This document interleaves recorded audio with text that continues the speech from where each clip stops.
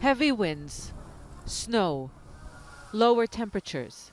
Lebanon is being hit by a storm, making the lives of the nearly 1 million Syrian refugees even more miserable. They face many challenges during the winter months, among them the lack of proper shelter. They live in tents that are made from plastic sheeting, which does little to protect from the cold and the rain. We couldn't sleep all night. The tent was flooded. We stayed up and moved all our belongings outside. The conditions of our tents are bad. It's the Shebli family's 7th winter in displacement since fleeing the conflict in neighboring Syria. In winter, the refugees require more help. They need fuel for heating, thermal blankets, and warm clothes.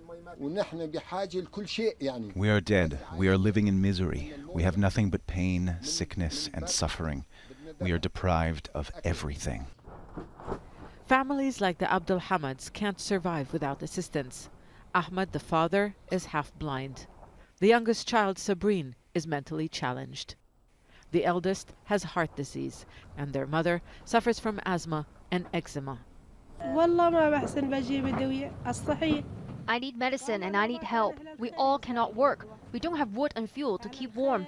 We're living only by God's mercy. I may be kicked out of this tent soon because I didn't pay the rent for a long time. The United Nations does provide some assistance, but a shortfall in funding means not everyone is reached.